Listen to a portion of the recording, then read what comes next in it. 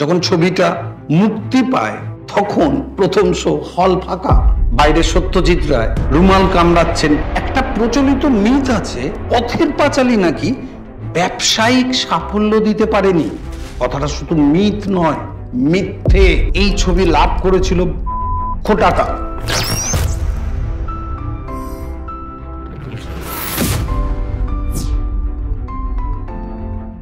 High dear student, আমি সৌমেন রায়।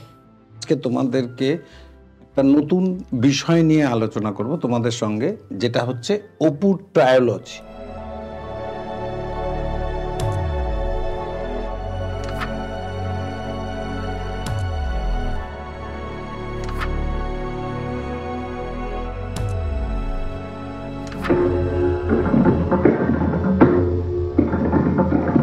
ছোটবেলা থেকে তোমরা যারা সিনেমা দেখেছো, বিশেষত বাংলা সিনেমা, সেখানে সবারই হয়তো এই অপু ট্রায়োলজি দেখা। এবারে এই অপু ট্রায়োলজি আমাদের যে মানবিক দিকগুলো রয়েছে সেখান থেকে কীরকম মানসিকতা গড়ে ওঠে একটা গ্রাম্য ছেলে অপুর মাধ্যমে, সেই জায়গাটাই আমরা এই তিনটে সিনেমার মাধ্যমেই দেখতে পাই। অপু ট্রায়োলজির তিনটে সিনেমা রয়েছে। একটা হচ্ছে পথের পাঁচালী, দ্বিতীয়টা হচ্ছে অপরাজিত, তৃতীয়টা হচ্ছে অপুর সংসার। এই তিনটে সিনেমার ডাইরেক্টরই হচ্ছেন সত্যজিৎ রায়।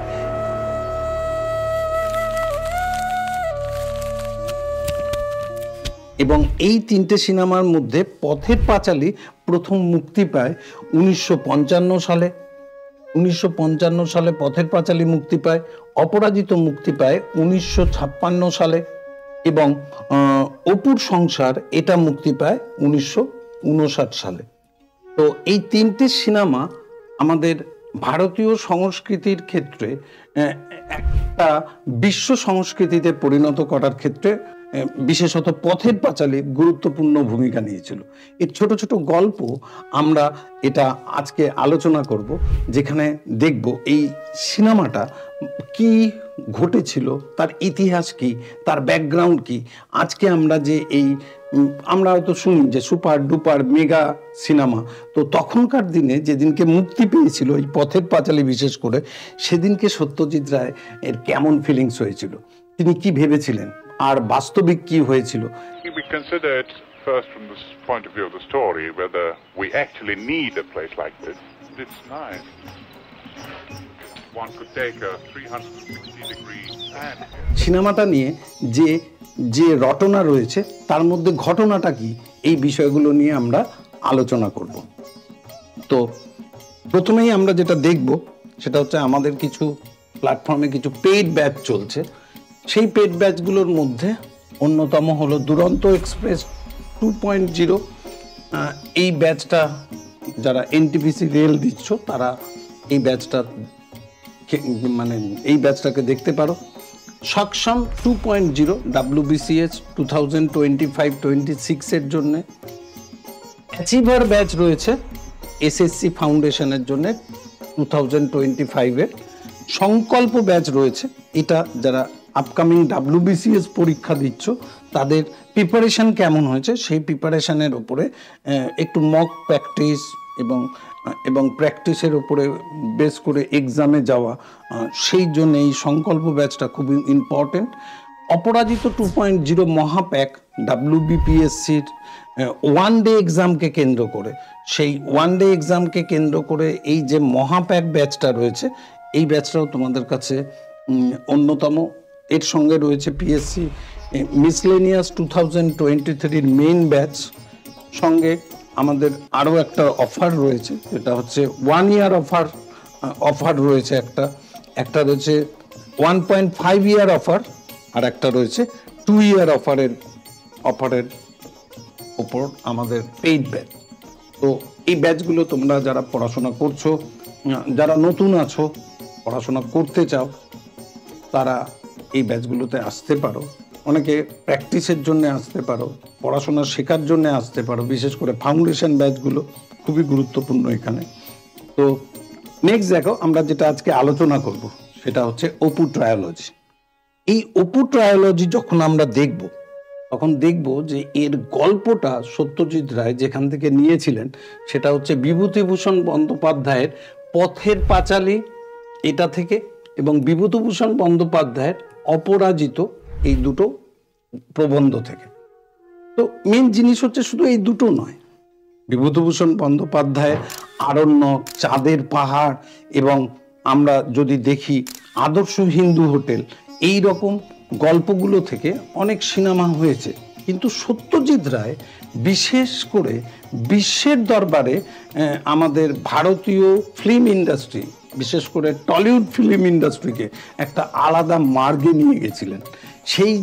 সেই যে সিনেমাটা পথের পাঁচালী, সেই পথের পাঁচালীর গল্পটা লেখক বিভূতিভূষণ বন্দ্যোপাধ্যায়, এটা তোমাকে অবশ্যই কেয়ার করতে হবে। এবং এটা কিন্তু তোমরা যারা সিনেমাটা দেখেছো সবাই জানো, পথের পাঁচালী বিভূতিভূষণ বন্দ্যোপাধ্যায় লিখেছে এবং এই ফিল্মের ডাইরেক্টর সত্যজিৎ রায়। তো মেন জিনিস যেটা, পথের পাঁচালী 1955 সালের 26শে আগস্ট কলকাতার বসুশ্রী সিনেমা হলে মুক্তি পেয়েছিল। এই বসুশ্রী সিনেমা হলে মুক্তি পাওয়ার আগের দিন এই সিনেমাটার যখন ট্রায়াল শো চলছে, তখন সিনেমা হলে হাতে গোনা কয়েকজন লোক রয়েছে, আর টাই পরা সাহেবি চেয়ারার অপারেটর এই ছবি দেখে প্রচন্ড ক্ষুব্ধ হয়ে যান। তিনি প্রথম কমেন্ট করেন, এটা একটা ছবি, এত খারাপ ছবি।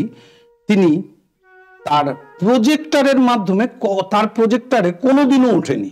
আর যখন ট্রায়াল চলছে তখন সেখানে উপস্থিত ছিলেন রাতের পর রাত জেগে এই ছবির সম্পাদনা করার কাজ করেছিলেন তিনি হচ্ছেন দুলাল দত্ত।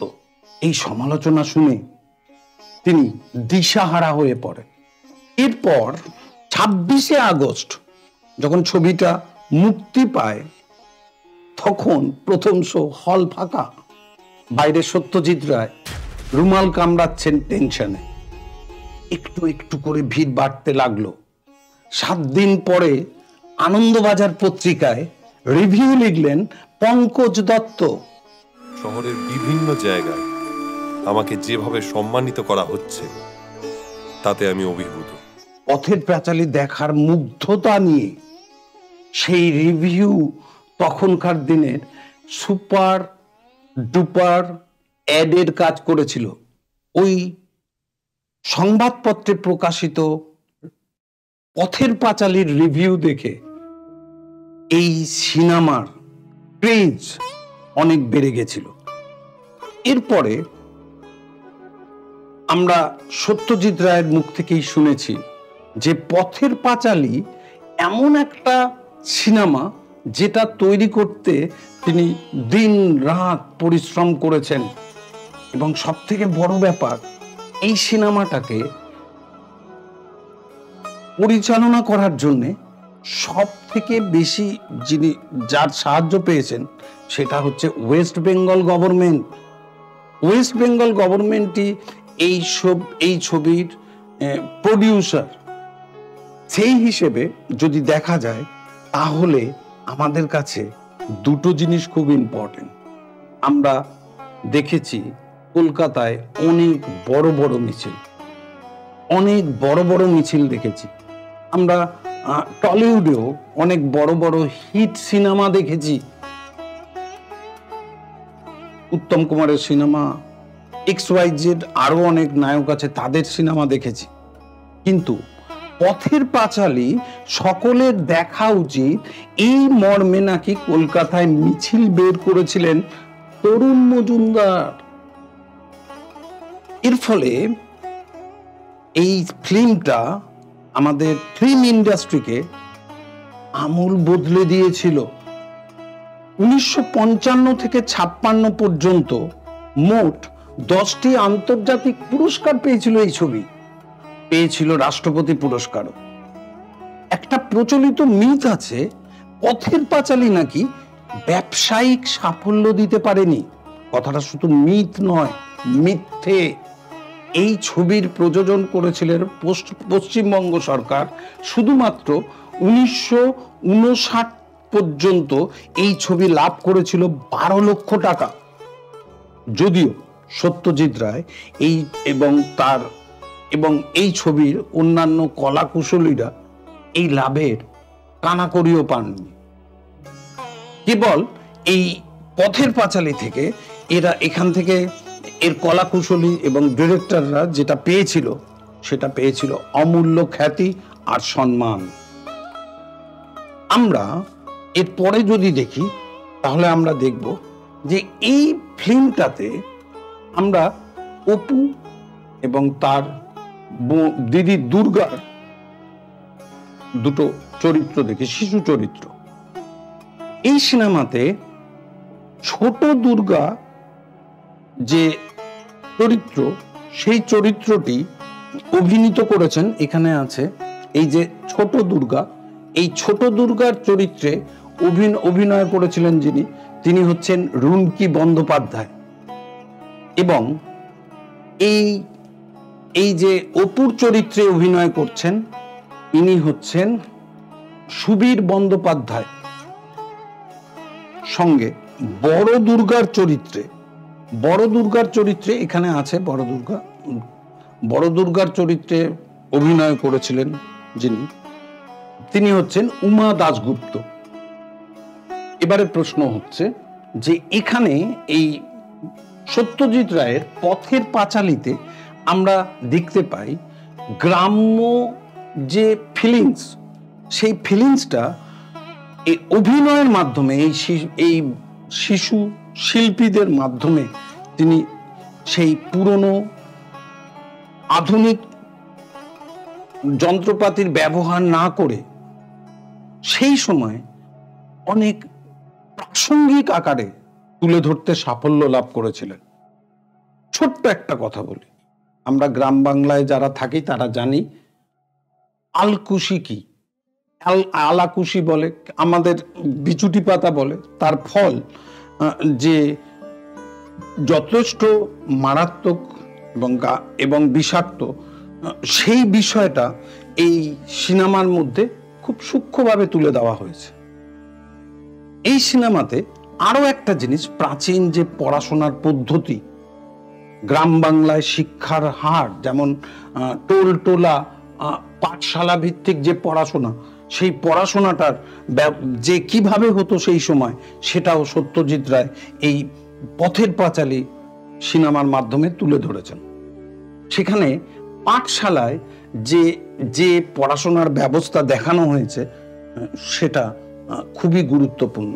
10-12 জন ছাত্র, শিক্ষক পড়াচ্ছেন, সঙ্গে মুদিখানার দোকান। অদ্ভুত সেই প্রেজেন্টেশন, যে প্রেজেন্টেশনটা মানুষের মনে নাড়া দেয় যে শিক্ষা ব্যবস্থাটা সেই সময় কিরকম ছিল।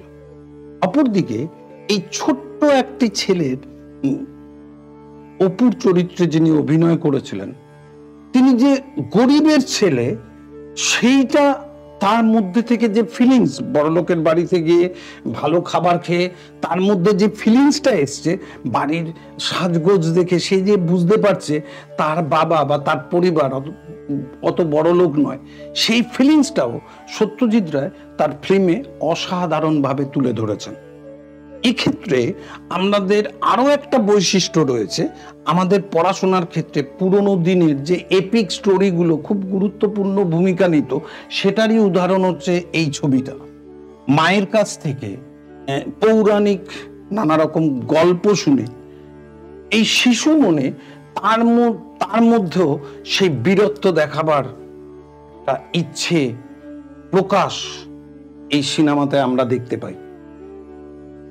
অপুর যে চেতনা, সেইটা গ্রাম্য চেতনার, গ্রাম্য ছেলে মেয়েদের যে শহরের প্রতি অজানা একটা জিনিস, অজানাকে জানা, এবং সব থেকে বড় ব্যাপার হচ্ছে যে তাদের এই ট্রেন দর্শনের যে ঘটনাটা বা যে সিনটা, সেটা এখানেই ছবির মধ্যে দেওয়া আছে। গ্রামের ছেলেমেয়েরা প্রথম ট্রেন দর্শনকে কিভাবে ফিলিংসের মাধ্যমে তিনি দেখিয়েছেন সিনেমাটাতে, সেটা অসাধারণ বললেও ভুল হবে। একদম বাস্তবিক ওটাই ঘটতো। তো ইন জেনারেল যারা গ্রামে থাকে, যারা প্রথম রেল দর্শন করেছেন, এখনো তাদের কাছে এই ফিলিংসটা কখনো যাবে না। শহরের ছেলেমেয়েরা ছোটবেলায় মা বাবার হাত ধরে ট্রেন, তারপরে তারা ট্রাম, তারপরে তারা মেট্রো রেল এইসব দেখে ফেলেছে। তাই গ্রামের ছেলে মেয়েদের কাছে এই ট্রেন দর্শন এবং শহরের ছেলে মেয়েদের কাছে ট্রেন দর্শন দুটো জিনিস কখনোই এক নয়। তো আমরা এই জায়গাটাতে অবশ্যই ক্রেডিট দেবো সত্যজিৎ রায়কে। তারপরেই আমরা দেখব এই ফিল্মে এন্ডে দিদি মারা যাওয়ার পর তাদের দারিদ্রতার কারণে তাদের নিজের জায়গা ছেড়ে দিয়ে অন্য জায়গায় চলে যাওয়া, স্থানান্তরিত হওয়া, এবং তার ফলেই এখানে এই ফিল্মটা এন্ড হয়। তো স্বাভাবিকভাবেই এরপরে যেটা আছে সেটা হচ্ছে আমরা দেখলাম যে পথের পাঁচালী 1955-এ আমরা দেখতে পেলাম মুক্তি পেয়েছিল, অপরাজিত 1956-এ এবং অপুর সংসার 1959-এ এই ফিল্মগুলো মুক্তি পেয়েছিল। এবং এই তিনটে ফিল্মকে নিয়েই আমরা একত্রিতভাবে বলি অপু ট্রায়োলজি। এই অপু ট্রায়োলজিতে আমরা যদি দেখি সম্মানের দিক থেকে, তাহলে আমরা দেখতে পাবো পথের পাঁচালী টোটাল, আমরা যদি দেখি পথের পাঁচালী টোটাল 18টা পুরস্কার সত্যজিৎ রায়কে দিয়েছে। অপরাজিত যদি বলো তাহলে অপরাজিত যে ফিল্ম সেটা দিয়েছে 9টা, এবং অপুর সংসার এইটা দিয়েছে 6টা। তাহলে টোটাল এই তিনটে ফিল্ম সত্যজিৎ রায়কে 33টা অ্যাওয়ার্ড দিয়েছে। অপুর ট্রায়োলজি থেকে সত্যজিৎ রায় এবং তার কলাকুশলীরা যে সম্মান পেয়েছে, সেই সম্মান অবশ্যই আমাদের কাছে শ্রদ্ধার এবং আমাদের কাছে ভালোবাসার উদ্রেক করে। এবং এইভাবেই আমাদের ফিল্ম ইন্ডাস্ট্রি আরও এগিয়ে যাক। নানা রকম প্রতিবন্ধকতা আছে, নানা রকম সমস্যা আছে, সেই সমস্যার মধ্যে থেকে এত ক্রিয়েটিভ সিনেমা তৈরি করে সত্যজিৎ রায় হয়েছিলেন।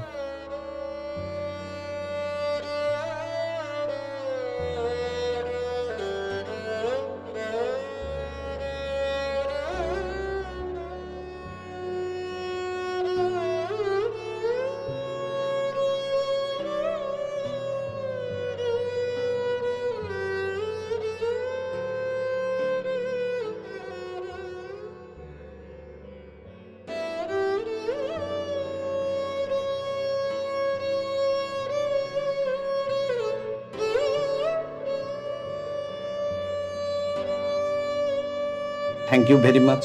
আবার দেখা হবে নতুন কোনো ভিডিওতে।